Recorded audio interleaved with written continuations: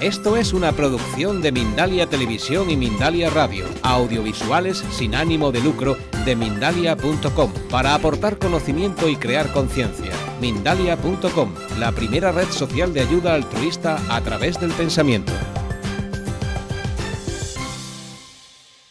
Por sus dos libros que tiene editado, Las leyes espirituales y La ley del amor, aparte de ser doctor en química y investigador en temas de cáncer y un montón de cosas más, a mí, por lo menos, lo que me ha gustado que esté aquí es por ser una persona abierta al mundo de las terapias del corazón, ¿vale?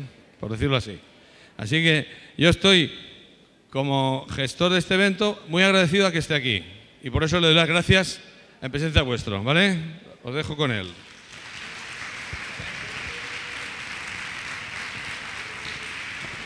Hola, buenas tardes a todos. Primero agradecer a toda la organización, todo el trabajo que se han tomado, ¿no?, para organizar esta jornada, y a todos vosotros por estar aquí. Sé que el tiempo es limitado, entonces voy a pasar directamente a la charla de hoy. La charla de hoy tiene como título Las leyes espirituales, que es el mismo título que uno de los libros que he escrito. Y Las leyes espirituales es un libro que intenta abordar la respuesta a preguntas que todo el ser humano se ha hecho alguna vez. Son preguntas que tienen que ver con el sentido de la vida. Por ejemplo, ¿quiénes somos? ¿Por qué existimos? ¿Por qué existe el mundo? ¿Por qué existe la vida? ¿Existe un creador del mundo o ha aparecido todo de la nada? ¿Qué hacemos aquí? ¿Hemos venido a hacer algo en particular a la vida? ¿Tienen nuestras vidas un sentido? Creo que todos en algún momento nos habremos hecho esas preguntas. O, por ejemplo, también nos habremos preguntado si existe la vida después de la muerte o se acaba todo cuando se muere el cuerpo. Incluso habrá personas que se pregunten si existe la vida antes del nacimiento. Y en el caso de que existiera la vida después de la muerte, ¿qué es lo que hay más allá de la muerte? Esto no es algo nuevo. Ya en épocas antiguas, por ejemplo, en Egipto se lo planteaban y se interesaban mucho por el tema de la conservación de los cuerpos muertos, porque pensaban que les iba a hacer falta en la otra vida. Sabemos que eso no tiene mucho sentido, pero es un reflejo de que ya la preocupación por la vida más allá de la muerte es algo muy antiguo. También nos podemos preguntar por qué hay personas que viven mucho tiempo, se mueren de viejas, mientras que otras mueren casi al nacer, viven muy pocos años. Incluso hay niños que nacen muertos y nos podemos preguntar ¿qué sentido tiene esa vida tan corta? También hay personas que nacen enfermas, con enfermedades congénitas. ¿Por qué ocurre eso?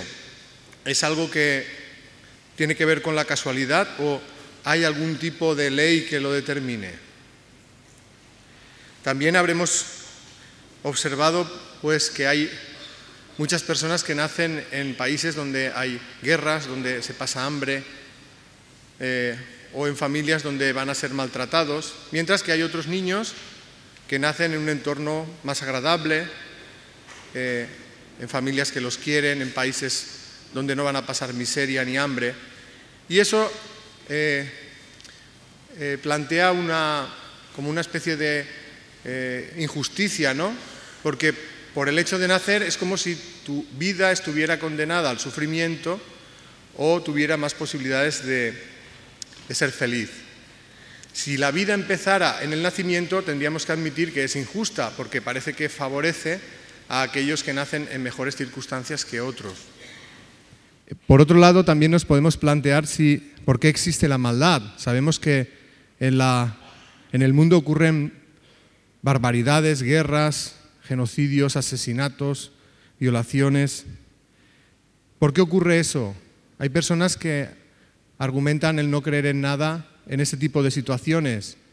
Dicen, si existiera un Dios, ese Dios intervendría de alguna manera para evitar que esto ocurra. Y si no lo hace, pues es que no existe. ¿Por qué existe la maldad? ¿Tiene algún sentido? Y en el otro lado nos podemos plantear, ¿existe la felicidad?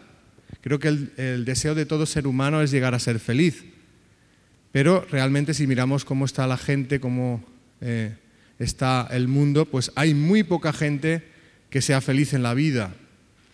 Y las personas que no son felices se preguntarán, ¿cómo puedo ser feliz? ¿O qué me impide ser feliz?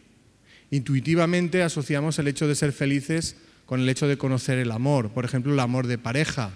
Y todo el mundo habrá deseado pues encontrar ese amor de pareja, pues que les haga felices, ¿no? Una persona que te ame y a quien amar y que a través de esa relación de sentimientos experimentar la felicidad. Pero también hay personas que dicen pues estar amando en una relación de pareja y en vez de ser felices pues lo consideran la mayor fuente de sufrimientos de la vida, hasta el punto de que asocian el amor con el sufrimiento y llegan a la conclusión de que amar es sufrir y que la mejor manera de no sufrir es no amar. Pero, ¿qué son los sentimientos? ¿Sabemos lo que son los sentimientos realmente? ¿Merece la pena amar? ¿Cómo se sufre más? ¿Cuando amamos o cuando no amamos? Incluso habiendo sido relativamente felices en la vida, va a llegar un momento en que nos vamos a morir nosotros o se van a morir las personas que amamos. Y entonces eso todavía nos hace tener la sensación de que la vida es muy injusta, porque habiendo disfrutado de un poco de felicidad, esta irremediablemente parece que tiene un final, una fecha límite, como digo, cuando se mueren nuestros seres queridos o cuando nos morimos nosotros. Todas estas preguntas, sin aparente respuesta, hacen que la mayoría de personas tengan la percepción de que la vida es muy injusta porque está llena de muchos sufrimientos a los cuales no les encontramos explicación.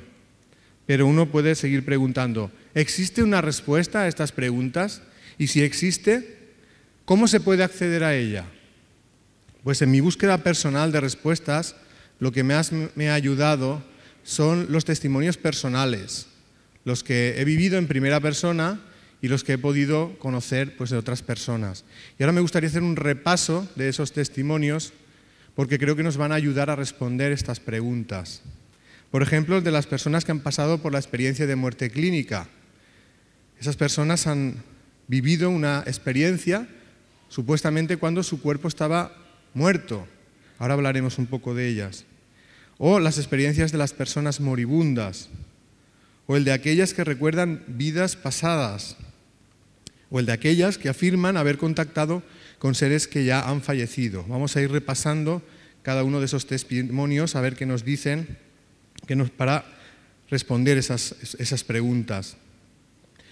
Hablemos un poco primero de las experiencias cercanas a la muerte. Lo que estas personas cuentan que les ocurre cuando están clínicamente muertos, es que experimentan una separación de su cuerpo.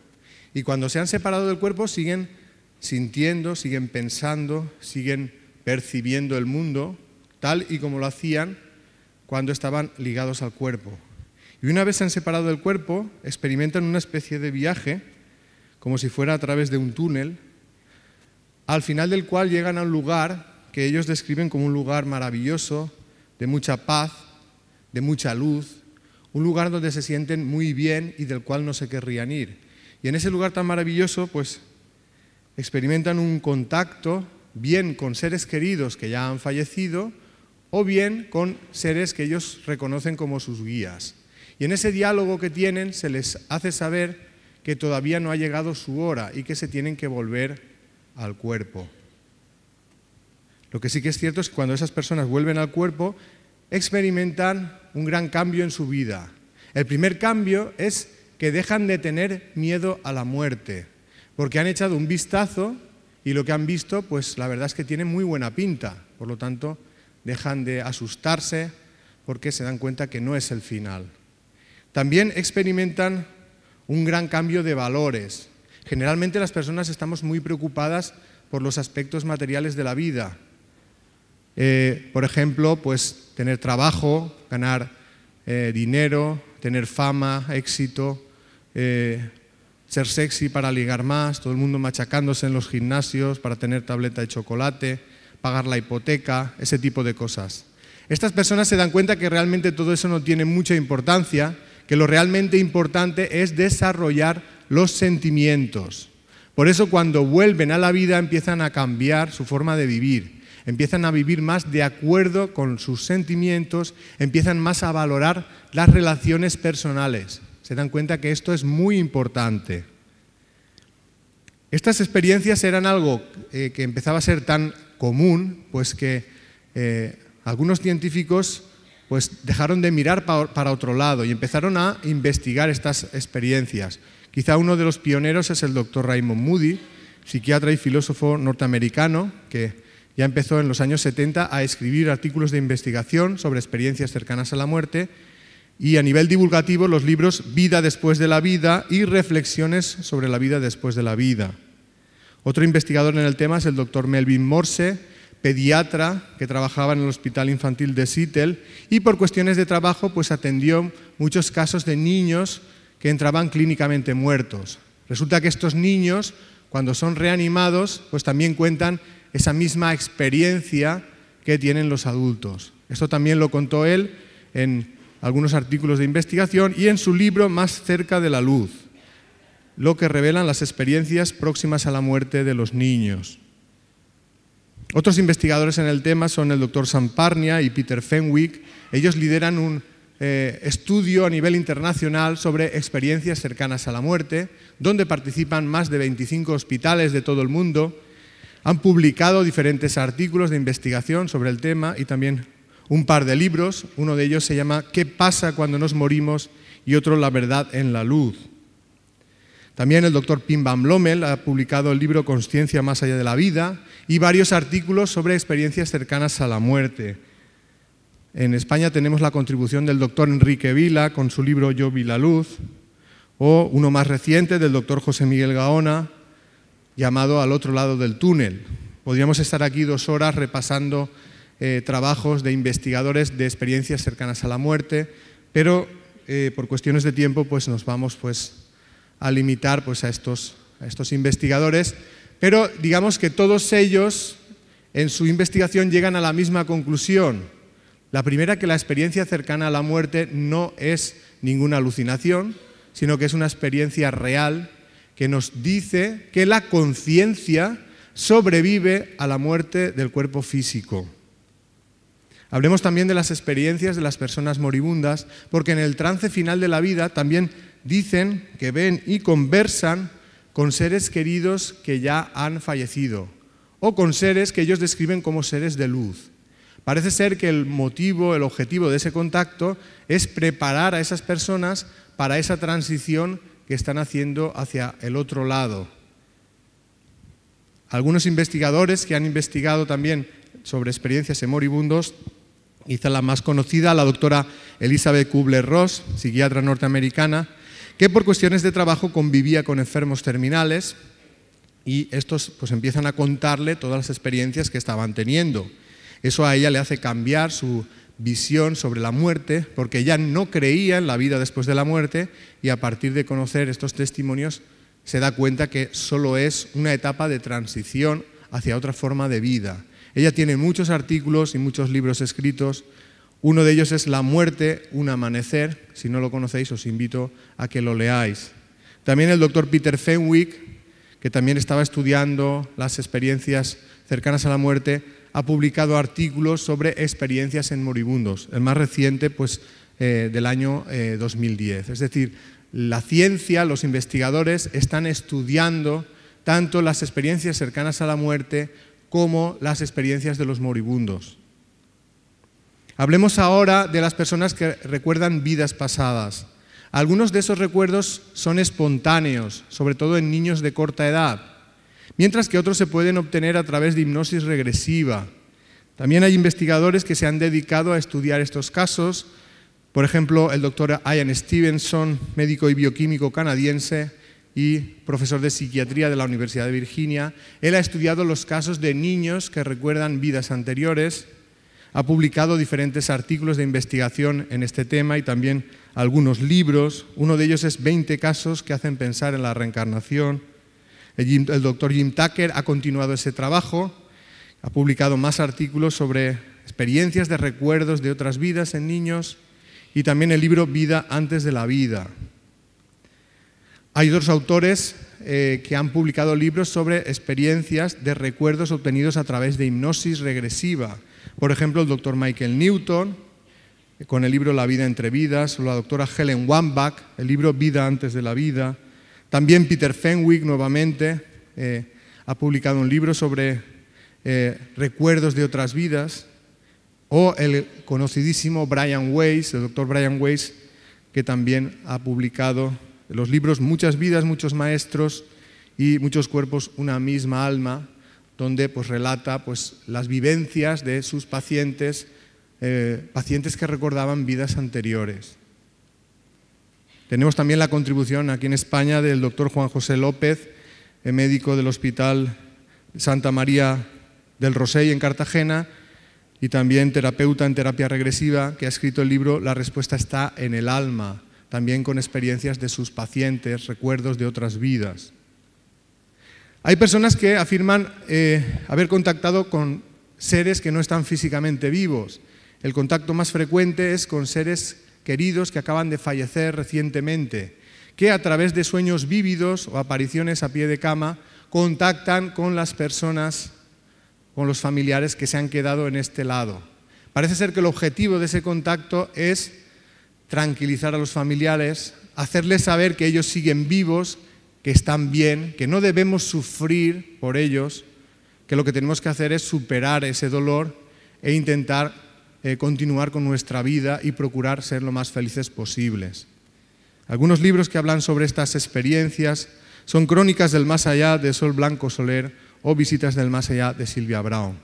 Hay personas que tienen este tipo de experiencias con seres que no están físicamente vivos, no solo limitado a cuando se muere un familiar, sino que es un contacto más habitual. Y a través de ese contacto dicen recibir mensajes de ese otro lado.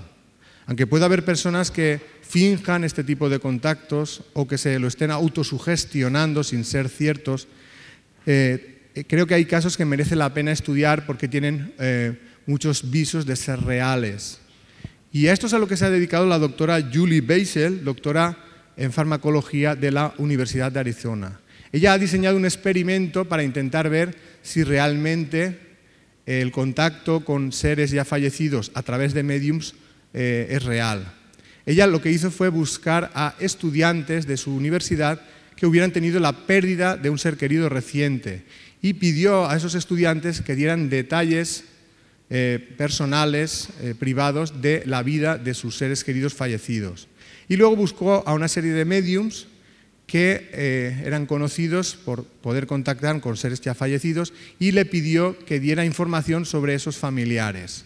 Luego contrastó la información obtenida de los estudiantes con la obtenida de los médiums y se dio cuenta que la información era tan coincidente que ella no encontraba ningún otro motivo que lo explicara, que realmente que fuera una comunicación real. Esto ella lo ha explicado en diferentes artículos de investigación en los últimos años.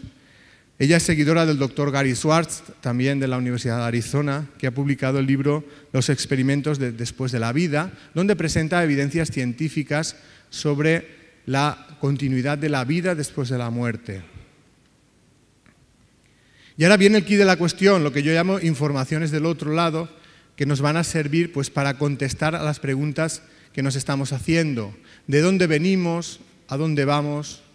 ¿Cuál es el sentido de la vida? ¿Y qué hay más allá de la muerte?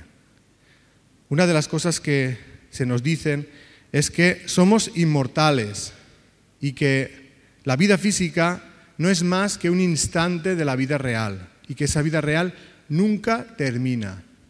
Es decir, que la muerte del cuerpo físico no es el final de la vida, solo es una etapa de transición hacia otra existencia menos limitada, en la que todos nos vamos a reencontrar con los seres queridos que se fueron al otro lado antes que nosotros.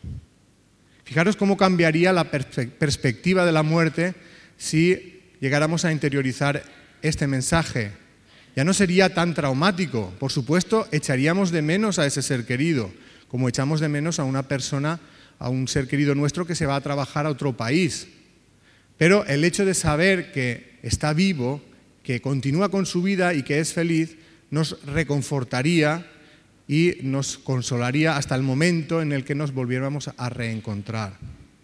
También se nos dice que existe un plan para cada uno de nosotros, que lo que pretende es que vayamos creciendo en nuestra capacidad de amar, que sea por nuestros propios méritos, a base de experimentar en el plano físico con libertad, y que las circunstancias a las que nos enfrentamos en la vida no son casualidad, sino que es consecuencia de lo que hemos hecho en vidas anteriores.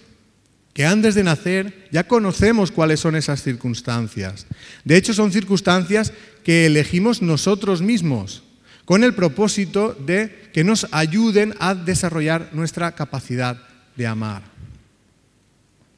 Todo, como digo, tiene ese propósito, desarrollar la capacidad de amar. Para mí la palabra evolucionar tiene ese significado, es decir, aprender a amar. Y en el tiempo que dura una vida, pues la verdad es que da tiempo a aprender poca cosa. Cuando hemos aprendido algo ya casi nos estamos muriendo. Con lo cual, si se acabara todo ahí, pues la verdad es que sería un trabajo inútil. Por tanto, tiene que haber una continuidad. Y tiene que ocurrir que aquello que hemos aprendido, pues no lo perdamos, sino que quede como un conocimiento para siempre. De manera que cuando vengamos en otra vida, vengamos con el conocimiento de todo lo aprendido en vidas anteriores. Para mí, para poder evolucionar, es necesario conocer cuáles son las reglas del juego, lo que yo llamo las leyes espirituales. Para mí esas leyes son 4. La ley de la evolución, la ley del libre albedrío, la ley de la justicia espiritual y finalmente la ley del amor, quizá la más importante. Vamos a repasar un poquito cada una de esas leyes para entender en qué consisten. La ley de la evolución, básicamente, lo que nos dice es que el destino de todos nosotros, de todos los espíritus, es evolucionar de forma indefinida para poder ser cada vez más felices. ¿En qué se evoluciona? Ya lo hemos comentado, en la capacidad de amar. No puede haber evolución sin desarrollar la capacidad de amar, ni se puede llegar a ser feliz sin desarrollar la capacidad de amar. Pero también es cierto que la evolución depende de la voluntad y el esfuerzo de uno mismo. Es decir, no estamos obligados a evolucionar, solo es si queremos. Desde el punto de vista de la ley de la evolución, todos partimos del mismo punto. Somos creados como un principio espiritual primario que es ignorante de todo, pero que tiene la potencialidad de aprenderlo todo. Y ese principio espiritual, a raíz de ir ligándose a las formas de vida del mundo material, poco a poco va desarrollándose y va evolucionando. Primero se liga a las formas del reino mineral. Todavía no existe vida biológica, pero ya existen energías. Luego a las formas de vida del reino vegetal. Luego a las del reino animal. Y cuando ha evolucionado lo suficiente como para tener conciencia de su propia existencia y voluntad propia, para poder desarrollarse por sí mismo, es entonces cuando empieza la fase humana de evolución. Por encima de la fase humana de evolución existen otras etapas más avanzadas, no vamos a entrar en ello, pero el objetivo de todo ese proceso es que ese principio espiritual poco a poco se vaya convirtiendo en un espíritu consciente, libre y amoroso.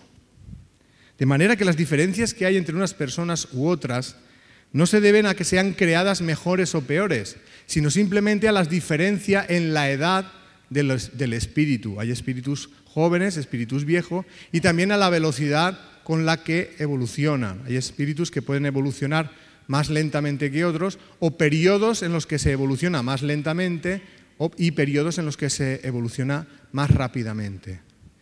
Desde el punto de vista de la ley de la evolución, por tanto, el principio de la vida no es el nacimiento. Lo que ocurre cuando un bebé viene al mundo es que un espíritu se liga a ese bebé, a ese cuerpo, para vivir una experiencia de vida en el plano físico, que puede ser más o menos larga, hasta que por algún motivo ese cuerpo se estropea definitivamente. Entonces el espíritu se desliga de ese cuerpo, como quien se quita un vestido gastado, y continúa su vida en el plano espiritual, donde seguirá aprendiendo. Una de las cosas que hará será repasar todo aquello que ha hecho en la vida física para aprender de las experiencias, seguirá aprendiendo nuevas cosas y cuando sienta la necesidad de volver al mundo para ponerse a prueba en aquello nuevo que ha aprendido, pues volverá a encarnar, volverá a ligarse a otro ser en gestación para completar el ciclo de la vida, que no es un círculo cerrado, sino que es como una especie de espiral, porque en cada vuelta que vamos dando vamos aprendiendo un poquito. Es decir, que somos inmortales, no hace falta ni clonarse, ni congelarse en nitrógeno líquido para que te despierten dentro de 40 años. Tenemos la inmortalidad garantizada, todos la tenemos. Y cada vez que vengamos vendremos con un cuerpo nuevo, no hace falta intentar remendar uno que ya se ha estropeado definitivamente. Otra de las leyes es la ley del libre albedrío, que básicamente lo que dice es que somos libres para decidir nuestro destino, incluso sobre si queremos o no queremos evolucionar. Es decir, que solo hay evolución en libertad. Precisamente para mí la reencarnación existe para que experimentemos la libertad a sus máximas consecuencias. Quiero decir que no tengamos ninguna limitación a la hora de ser libres y que si evolucionamos sea por nuestros propios méritos. Otra ley sería la ley de la justicia espiritual, que básicamente lo que dice es que lo que hacemos a los demás también nos lo estamos haciendo a nosotros mismos. Dicho de otra manera, que se cosecha lo que se siembra. Podríamos decir que por la ley del libre albedrío la siembra es libre y por la ley de la justicia espiritual la cosecha es obligatoria. De esta manera, muchas veces, hasta que nos enfrentamos a aquello que nosotros hemos hecho, no tomamos conciencia de si realmente esto ha generado felicidad o ha generado sufrimiento. Cuando experimentamos algo que nos genera sufrimiento, tomaremos conciencia de que cuando nosotros se lo hicimos a otra persona, esa persona también sufrió y entonces cambiaremos. Esto es la reparación del karma, ¿no? Lo que se dice cuando haces daño a los demás, en algún momento tienes que darte cuenta de que has hecho daño y decides repararlo. Así se evoluciona, pero no solo se evoluciona a base de enfrentarse al karma, sino que uno también puede armonizarse con el amor, con la ley del amor, y lo que hace es procurar ayudar a los demás a que sean felices, además de serlo él mismo. Entonces uno ya no genera daño en los demás y aún así sigue evolucionando. A través de la ley de la justicia espiritual podemos llegar a entender situaciones que antes nos parecían incomprensibles. Por ejemplo, habremos preguntado, ¿por qué hay niños que nacen en la miseria, en la extrema pobreza? Quizá ese espíritu en otra vida fue una persona que encarnó en una situación material mucho mejor, fue rico y poderoso, pero cuando encarnó en esa situación, en vez de ayudar a los que tenían menos, lo que hizo fue contribuir a la pobreza y a la miseria de esas otras personas. Cuando termina esa vida y repasa lo que ha hecho, se da cuenta de que ha sido muy egoísta y quiere cambiar.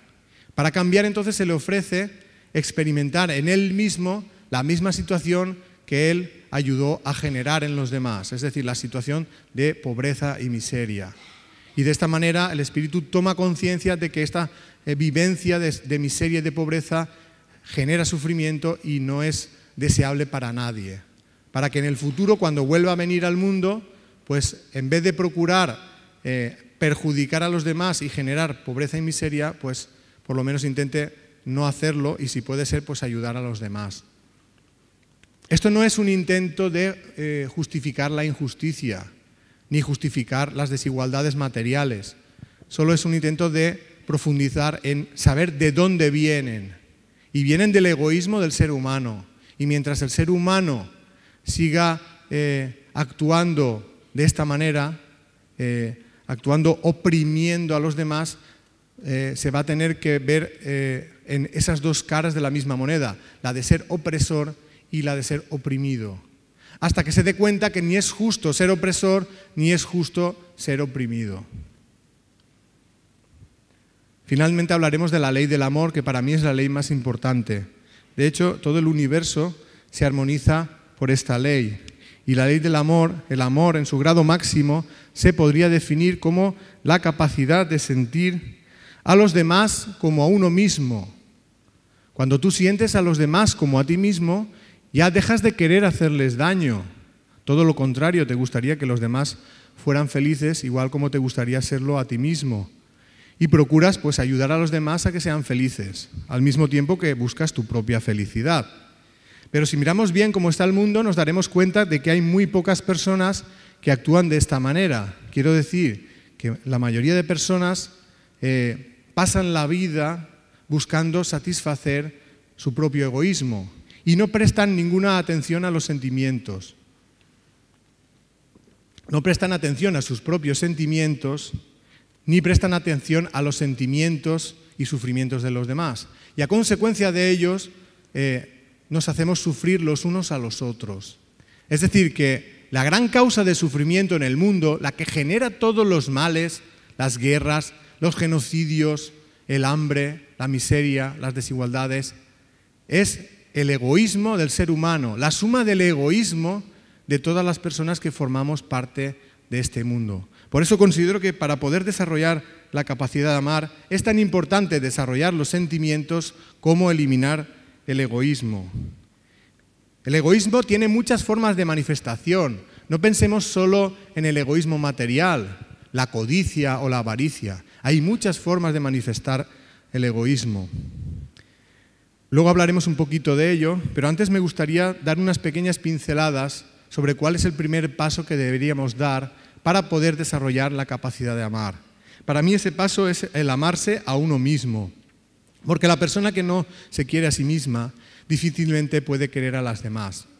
Hay personas que tienen la autoestima muy baja, no tienen ni ganas de vivir. ¿Cómo pueden esas personas ayudar a los demás? Primero tendrán que amarse a sí mismas. Pero hay que saber distinguir lo que es amarse a uno mismo de lo que es satisfacer el propio egoísmo, porque a veces confundimos una cosa con la otra.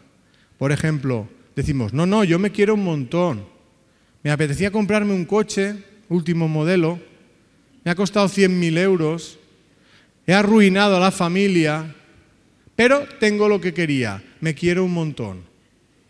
Esto no sería amarse a uno mismo tal y como yo lo entiendo, sino más bien satisfacer un capricho material. Cuando hablo de amarnos a nosotros mismos, me refiero a reconocer cuáles son nuestras necesidades afectivas, reconocer nuestros sentimientos y pasar a desarrollarlos para que sean el motor de nuestra vida.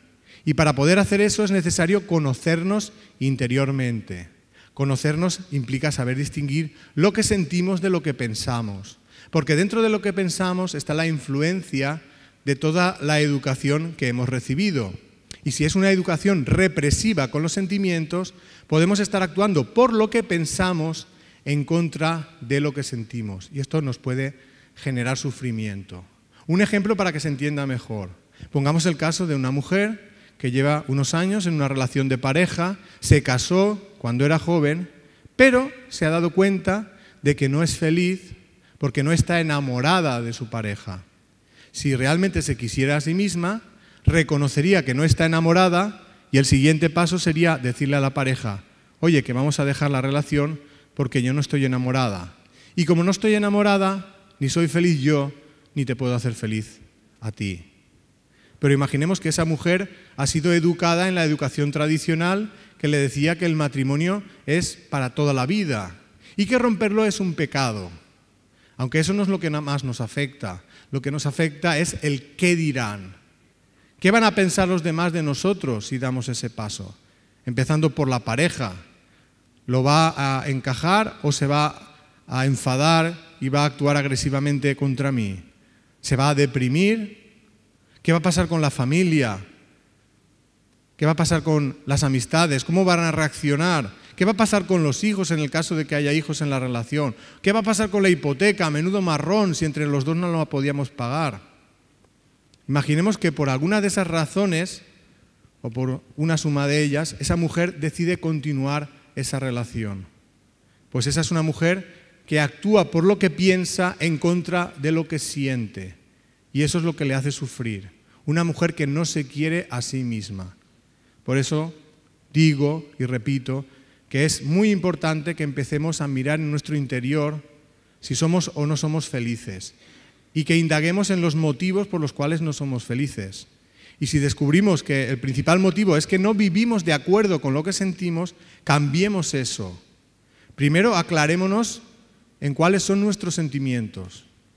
Y cuando ya lo tengamos claro, tomemos las decisiones necesarias para vivir de acuerdo con esos sentimientos, aunque esto sea darle la vuelta a tu vida de arriba a abajo, aunque eso sea que los demás te vayan a mirar mal, porque será la única manera de ser felices. Para mí, la educación represiva y el egoísmo son los grandes enemigos del desarrollo de los sentimientos. En ese proceso de evolución de los sentimientos hay como diferentes etapas por las que todos pasamos. Unas etapas de egoísmo más primitivo y otras etapas de egoísmo más, digamos, más evolucionado. En el libro hablamos de ellas. La primera etapa sería la etapa de la vanidad, que a nivel espiritual sería como la adolescencia espiritual. La etapa del orgullo sería cuando el espíritu ya ha madurado y es como si fuera ya adulto. Y la etapa de la soberbia sería cuando el espíritu ya es bastante sabio y tiene mucho conocimiento del interior. Vamos a explicar un poquito en qué consiste la etapa de la vanidad y el orgullo.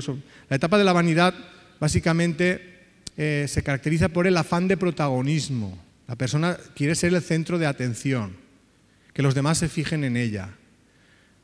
En esa situación, como todavía la capacidad de amar está inmadura, uno no distingue bien lo que es un sentimiento verdadero de lo que es una necesidad o un deseo. Es decir, se necesita y se desea más que se ama. Y eso se manifiesta mucho en las relaciones personales. Cuando una persona tiene relaciones personales en esta etapa, busca más la fama, la admiración, el que la complazcan y la satisfagan en sus deseos, más que en ser querido y en querer. Y en ese momento, esa forma de querer es una forma egoísta. Esta forma egoísta de querer es lo que llamamos el apego. El apego sería el amor posesivo, el amor de la persona que cree que la persona amada le pertenece y que esto le da derecho a decidir por ella. Es decir, que hay tendencia a vulnerar la libertad y la voluntad del ser amado. El amor verdadero respeta la libertad del ser amado y no es interesado, es decir, es incondicional. No hace las cosas esperando algo a cambio. Seguramente nadie se identifica en esa forma de querer del apego, que es interesada. Por ejemplo, cuando uno piensa en el amor a los hijos, suele decir, no, yo a mis hijos los quiero más que a mi vida. Daría mi vida por ellos. Pero con todo lo que hago por ellos, y mira cómo me lo pagan, en ese mira cómo me lo pagan, que a partir de hoy ya nadie lo dirá porque se va a acordar de lo que voy a decir, estamos reconociendo que no es tan incondicional nuestro amor por los hijos. Sí que esperamos algo a cambio. ¿Y qué es lo que esperamos? Que los hijos hagan lo que nosotros queremos. Por lo tanto, no respetamos su libertad. Es decir, que esa forma de querer ya hay una parte egoísta. Esa forma egoísta de querer es lo que llamamos el apego. Ya hemos comentado que el apego es el amor posesivo. La persona que sufre de apego tiene tendencia a querer controlar, a querer decidir sobre la vida de las personas que quiere. Eso nos pasa mucho, sobre todo con la pareja y con los hijos. Incluso hay personas, sabéis que hay personas que llegan a retener a la pareja, por ejemplo, a su lado en contra de su voluntad.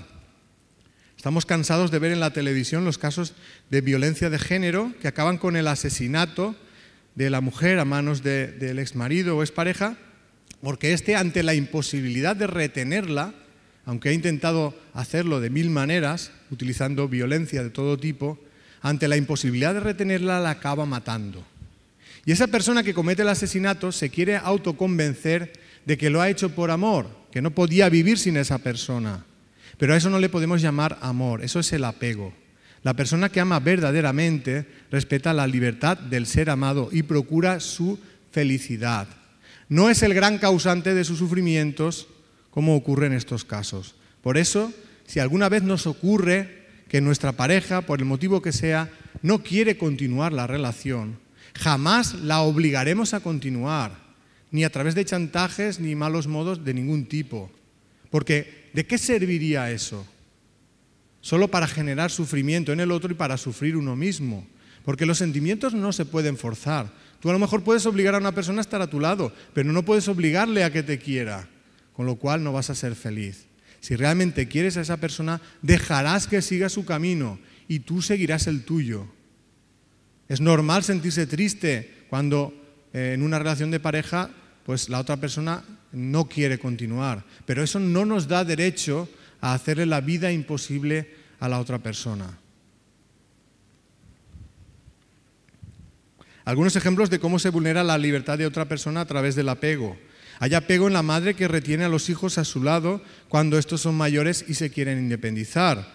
O hay apego en el marido que considera a la mujer de su propiedad e intenta anular su voluntad y libertad para satisfacer sus deseos. Estábamos hablando del apego en la etapa de la vanidad. Y para superar el apego, este tipo de apego y la vanidad, hay que tomar conciencia de que la felicidad no depende del exterior, sino del interior. Es decir, no depende tanto de que los demás te amen, sino de que tú despiertes tus propios sentimientos. Cuando una persona ya empieza a desarrollar su capacidad de amar de una manera ya firme, eso hace que pase ya a la siguiente etapa, la etapa del orgullo. Pero se puede encontrar con que los demás no han dado ese paso, y cuando uno empieza a hacer cosas por los demás, se da cuenta, toma conciencia de que los demás están aprovechando de él, y entonces se siente defraudado, desengañado, porque él pensaba que los demás le querían y ahora descubre que no es así, solo se están aprovechando. Y eso hace que le pueda venir una situación de desengaño, de herida en sus sentimientos, y una de las formas que puede ocurrir que la persona reaccione es que se aísle emocionalmente. Es decir, la persona se siente herida y cree que las relaciones humanas son causa de sufrimiento y que la mejor manera de que no le vuelvan a hacer daño es cortar los lazos de las relaciones. Esa es una de las características del orgullo, el aislamiento emocional. La persona orgullosa tiene dificultad en encajar la ingratitud, el egoísmo y la falta de amor de los demás hacia él mismo, sobre todo si ha establecido algún tipo de vínculo afectivo. Aparte del aislamiento, también se manifiesta mucho el miedo, la tristeza y la represión. Frente a las contrariedades de la vida y las heridas en sus sentimientos, esa persona actúa aislándose de las relaciones humanas porque cree que son causa de sufrimiento. También reprime su personalidad porque cree que si se manifiesta tal y conforme es, le van a hacer daño. Y también tiene miedo a ser ella misma por el mismo motivo, porque cree que le van a hacer daño. Quizá el miedo más grande es el miedo a no ser querido, tal y conforme uno es. Dentro de ese miedo entra el miedo al rechazo, a la incomprensión, al desprecio, a la agresividad, a la soledad, a que no le quiera a nadie.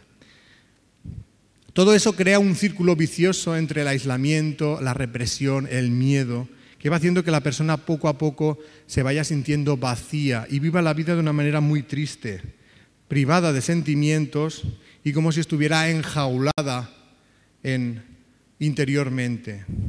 Y muchas personas llegan a sentir una tristeza y una amargura tan profundas que llegan a desear la muerte para escapar de ese sufrimiento. Incluso llegan a enfermar físicamente a consecuencia de ese sufrimiento emocional. Yo creo que antes de enfermar y morirse de sufrimiento, merece la pena intentar enfrentarse al miedo, e intentar mejorar nuestra vida. ¿Cómo se puede superar el miedo? Pues primero tomar conciencia, reconocer que se tiene miedo y luego saber a qué se tiene miedo. Y cuando ya lo tenemos claro, enfrentémonos a las situaciones que nos generan miedo con valor. Preguntémonos, ¿qué decisión tomaría si fuera totalmente libre para decidir respecto a lo que yo siento?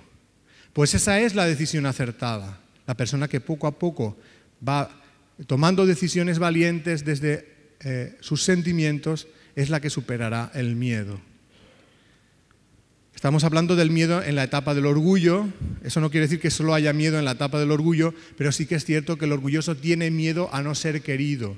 Y para poder superar esta etapa es necesario liberarse de la creencia de que uno no es digno de ser querido tal y conforme es. Que no tiene que hacer nada en particular, no tiene que renunciar a ser el mismo. La persona que te quiere realmente te querrá tal y conforme eres. Y el que te obliga a que anules tu forma de ser, en realidad no te quiere, solo se está aprovechando de ti. También es necesario perder el miedo a ser uno mismo, encajar mejor la ingratitud de los demás y también no sobreesforzarse en complacer a los demás si esto significa renunciar a tu propia libertad. Quiero decir, a veces queremos que nos quieran y nos obligamos a hacer cosas que no sentimos, esperando que la otra persona nos devuelva algo a cambio de lo que hemos hecho por ella. Y cuando no lo hace, nos enfadamos con ella. Y es cuando decimos lo de, con todo lo que yo he hecho por ti, mira cómo me lo pagas. La persona que hace algo porque lo siente, es feliz por el hecho de hacerlo. No necesita que se lo paguen de ninguna manera. Si realmente algo no lo sientes, no lo hagas. Porque luego te enfadarás con la otra persona cuando no te lo devuelve. Pues de todo esto van un poco los libros, Las leyes espirituales y La ley del amor. Ambos libros los podéis descargar gratuitamente por internet. Si ponéis en Google Las leyes espirituales, entraréis en el blog lasleyesespirituales.blogspot.com. Como digo, podéis descargar ambos libros gratuitamente. Hemos traído libros en formato papel. Los libros valen 2 euros y con esos 2 euros se cubren los gastos de impresión. Es decir, no hay ánimo de lucro en la distribución del libro. Y eso es así porque considero que el mensaje del libro no me pertenece, es algo de todo y para todos y que se ha de transmitir de esta manera. Como digo, al final en los stands podéis conseguirlos si no los tenéis. Y ya para ir acabando, y como conclusiones de la charla, deciros que para mí la evolución espiritual gira en torno a 2 conceptos, el desarrollo del amor y la eliminación del egoísmo. Ni más ni menos, no hay atajos. Pero aunque parezca sencillo, no es fácil desarrollar los sentimientos.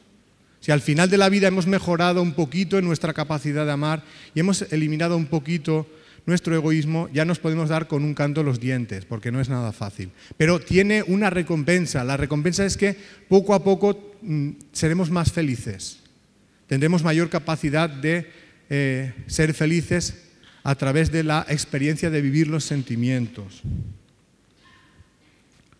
Para mí el conocimiento de todo esto, que para mí es una realidad, nos ayuda a adquirir pues, un nuevo sentido a la vida. Nos enseña que la mayoría del sufrimiento no es estéril, sino que forma parte de un proceso evolutivo que tiene el objetivo de que desarrollemos nuestra capacidad de amar y que seamos cada vez más felices. También quiero volver a resaltar el hecho de que la muerte no es algo tan dramático como lo vemos, porque en realidad la muerte no existe, solo es una etapa de transición hacia otra existencia menos limitada, en la que todos nos vamos a reencontrar con los seres queridos que se fueron al otro lado antes que nosotros. En realidad, si lo miramos bien, todo el sufrimiento del mundo tiene el mismo origen, la ausencia de amor, llamémosla egoísmo. Igual que la suma del egoísmo de cada persona puede hacer del mundo un auténtico infierno, como vivimos ahora, cuando ese egoísmo se transforme en amor, la suma del amor de cada persona transformará el mundo en un paraíso. En nuestra voluntad está el hacer esa transformación desde el interior hacia el exterior, desde el egoísmo hacia el amor, porque con el cambio del interior, el exterior, el mundo entero cambiará. Y ya simplemente me queda por daros las gracias por vuestra atención y también a los organizadores volverles a dar las gracias. Muchas gracias a todos.